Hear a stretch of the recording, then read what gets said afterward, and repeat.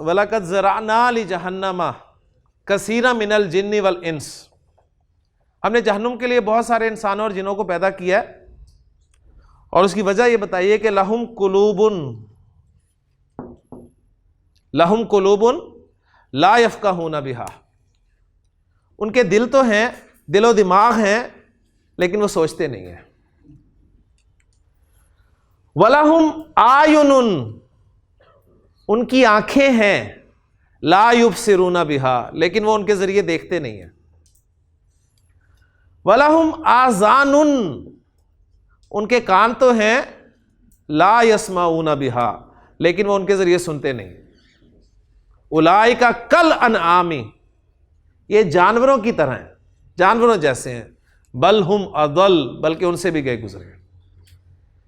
یعنی اللہ تعالیٰ نے اتنی بڑی نعمتیں عطا کی ہمیں سوچنے سمجھنے کی صلاحیت عطا کی، دیکھنے کے لیے آنکھیں عطا کی، سننے کے لیے کان عطا کیے، لیکن ہم نے ان صلاحیتوں سے وہی کام لیا جو جانور لیتے ہیں۔ جانور بھی دیکھتا ہے جی، جانور بھی سنتا ہے، اور تھوڑا بہت غور و فکر جانور بھی کر لیتا ہے۔ ذرا آپ تھوڑا سا اس کا تجربہ کر کے دیکھیں، ایک چیونٹی کہیں جا رہی ہو، آپ اس چیونٹی کے آگے ایک تنکا رکھ دیں صرف، اب دیکھیں چیونٹی کیا کرے گی، کیا کرے گی جی؟ فوراً راستہ بدلے گی۔ اب وہ راستہ بدل کے جس طرف جا رہی ہے اس طرف تنکا رکھ دیں، اب پھر چیونٹی راستہ بدلے گی۔ تیسری دفعہ جب آپ تنکا اس کے آگے رکھیں گے نا تو اب چیونٹی جو ہے اب سوچے گی، اور اب وہ راستہ نہیں بدلے گی بلکہ تنکے کو پار کر جائے گی، اسے عبور کر جائے گی۔ تو یہ کتنے سے کیڑے کا یہ حال ہے۔ تو اللہ تعالیٰ نے انسان کو تو اشرف المخلوقات بنایا، لیکن انسان ان اب اللہ کی دی ہوئی صلاحیتوں سے کام کیا لے رہا ہے؟ وہی کام لے رہا ہے جو جانور لے رہے ہیں۔ کتنے انسان ہیں جی اس دنیا میں جو بالکل ایک جانور والی زندگی گزار کر اس دنیا سے چلے جاتے ہیں۔ جانور کی زندگی کیا ہے؟ پیدا ہوتا ہے، کھاتا ہے، پیتا ہے، کھیلتا ہے، مزے کرتا ہے، بچے ہوتے ہیں اس کے، اور پھر وہ مر جاتا ہے۔ تو آپ دیکھیں کتنے انسان جو ہیں اسی طرز پر زندگی گزار رہے ہیں، پیدا ہوتے ہیں، کھاتے ہیں، پیتے ہیں، مزے کرتے ہیں، بچے ہوتے ہیں ان کے بھی، اور وہ مر جاتے ہیں۔ تو پھر اشرف المخلوقات کس بات کا ہوا انسان؟ یہ وہ تھا جی، ہم نے انہیں سوچنے سمجھنے کی صلاحیتیں عطا کی، تو وہ سوچیں، غور و فکر کریں۔ قرآن تو بار بار دعوت دیتا ہے کہ افلا یتدبرون القرآن، کیا یہ قرآن میں غور و فکر نہیں کرتے؟ ام علی قلوب اقفالھا، یا ان کے دلوں پہ تالے پڑے ہوئے ہیں۔ ان فی خلق السماوات والارض واختلاف اللیل والنہار لآیات لأولی الالباب، بے شک زمین اور آسمان کی تخلیق میں اور رات اور دن کے آنے جانے میں بہت بڑی نشانیاں ہیں عقل والوں کے لیے۔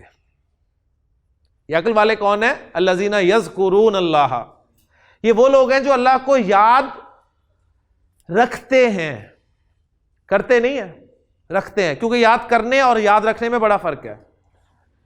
یاد کرنا یہ ہوتا ہے کہ آپ تسبیح کر لیں، یہ یاد ہی ہے نا، اللہ کا ذکر ہی ہے نا، سبحان اللہ سبحان اللہ سبحان اللہ۔ اور یاد رکھنا یہ ہوتا ہے چاہے آپ تسبیح نہ کر رہے ہو، لیکن آپ کو ہر وقت اللہ یاد ہو۔ تو یعنی یاد رکھنے میں ذکر خود بخود آ جاتا ہے، یاد کرنا، لیکن یاد کرنے میں رکھنا نہیں ہوتا۔ بعض اوقات آپ کے ہاتھ میں تسبیح ہوتی ہے، اللہ کا ذکر زبان پہ ہوتا ہے، لیکن مال بیچتے ہوئے آپ 2 نمبری کر رہے ہوتے ہیں، تو وہ اس وقت آپ اللہ کو یاد تو کر رہے ہیں لیکن اللہ کو یاد رکھ نہیں رہے۔ یہ فرق ہے اللہ کو یاد کرنے میں اور اللہ کو یاد رکھنے میں۔ تو الذین یذکرون اللہ، یہ وہ لوگ ہیں جو اللہ کو یاد رکھتے ہیں قیاماً، کھڑے ہوئے، وقعوداً اور بیٹھے ہوئے، وعلی جنوبہم اور اپنے پہلوؤں کے بل، ویتفکرون فی خلق السماوات والارض اور وہ آسمان و زمین کی تخلیق میں غور و فکر کرتے ہیں۔ وہ آسمان پہ غور کرتے ہیں، آسمان کو دیکھتے ہیں تو وہ غور و فکر کرتے ہیں کہ آسمان اللہ نے کیوں بنایا ہے۔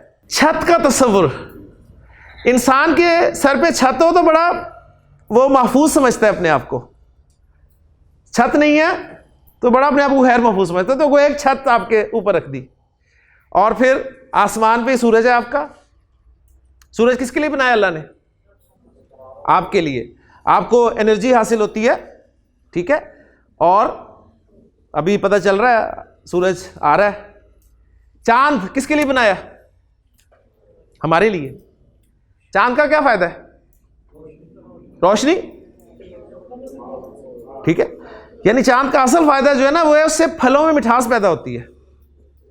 ہم نے چاند کو صرف شاعری کی حد تک رکھ لیا, ٹھیک ہے, اچھے شعروں میں ڈال دیا چاند, بس اس سے زیادہ میرا خیال ہے ہمیں کوئی فائدہ نظر نہیں آیا.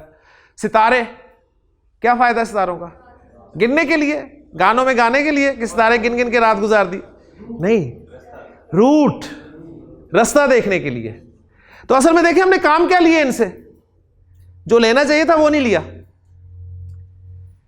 پھر زمین, جو کچھ اللہ تعالیٰ نے پیدا کیا, ذرا تھوڑا سا غور کرتا ہے جب انسان تو اس نتیجے پہنچتا ہے کہ اللہ تعالیٰ نے یہ پیدا کیا ہے سب کچھ, لیکن مقصد ان کے پیدا کرنے کا اللہ تعالیٰ نے اپنے لیے نہیں پیدا کیا بلکہ میرے لیے پیدا کیا. یہ انسان کو سرو کر رہے ہیں. سورج, چاند, ستارے, پھل, سبزیاں, درخت, پودے, سب چیزیں اللہ تعالیٰ نے انسان کے لیے پیدا کی. تو جب یہ سب چیزیں پیدا کی اور ان سب کا مقصد ایک ہی ہے کہ یہ انسان کے لیے پیدا کیا گیا, تو کیا جس کے لیے ان سب کو پیدا کیا گیا وہ بیکار پیدا کیا گیا ہوگا؟ وہ بیکار پیدا نہیں کیا گیا. گویا اس انسان کے پیدا کرنے کا بھی کوئی مقصد ہے. اور انسان کے پیدا کرنے کا کیا مقصد ہے؟ میں کہتا ہوں اکثر اس میں ہمیں وہ شعر یاد آ جاتا ہے کہ وہ درد دل کے واسطے پیدا کیا انسان کو, لیکن وہ آیت قرآن کی یاد ہمیں آ جائے تو اصل سبق ہے ہمارا کہ ما خلقت الجن والانس الا لیعبدون, کہ میں نے انسانوں جنوں کو صرف اپنی عبادت کے لیے پیدا کیا. تو یہ جو درد دل ہے یہ بھی اللہ کی عبادت کا ہی حصہ ہے. حقوق اللہ, حقوق العباد, تو اکثر لوگ بڑے بات کرتے ہیں جی حقوق اللہ تو اللہ تعالیٰ معاف کر ہی دے گا, حقوق العباد معاف نہیں کرے گا. لیکن ذہن میں رکھیے گا کہ حقوق العباد بھی کس کا حکم ہے؟ وہ بھی اللہ کا ہی حکم ہے, وہ بھی حقوق اللہ ہی ہے, اور اللہ چاہے گا تو حقوق العباد بھی معاف کر دے گا. ذہن میں رکھیے گا, بس اللہ چاہے.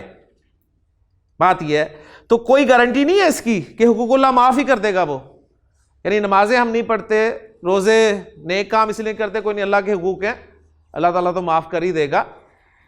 اللہ تعالیٰ جس کو جو چاہے معاف کر دے, کوئی اللہ کو پوچھ نہیں سکتا, لیکن کچھ نہ کچھ تو ہم نے کرنا ہے. تو غور و فکر کے بعد وہ اس نتیجے پہنچتے ہیں کہ ربنا ما خلقت ھذا باطلا, اے ہمارے رب تو نے یہ سب کچھ بے مقصد بیکار پیدا نہیں کیا. اس کا ایک مقصد ہے, اور وہ مقصد کیا ہے کہ یہ مجھے سرو کرنے میں لگے ہوئے ہیں. سبحانک, تو پاک ہے اس بات سے کہ کوئی کام بیکار کرے. پھر ساتھ ہی ان کے ذہن میں یہ بات آتی ہے کہ اگر میں نے اپنا مقصد پورا نہ کیا, آپ بڑی محنت سے دنیاوی تعلیم حاصل کرتے ہیں, اور مقصد آپ کی دنیاوی تعلیم حاصل کرنے کا کیا ہوتا ہے جی؟ نوکری, ڈگری ملتی ہے آپ کو اور نوکری کے لیے آپ اپلائی کرتے ہیں. اگر بڑی سے بڑی ڈگری آپ کے پاس ہو اور نوکری نہ ملے تو آپ اس ڈگری کو فریم کرا کے رکھتے ہیں. دل کیا کرتا ہے جی؟ پھاڑ نہیں دیا جائے, جلا دیا جائے ایسی ڈگری کو.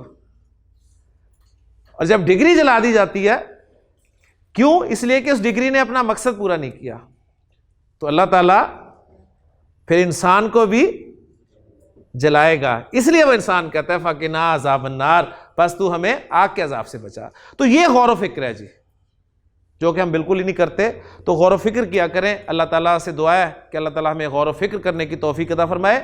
ہم نے واقعی غور و فکر بالکل چھوڑ دیا.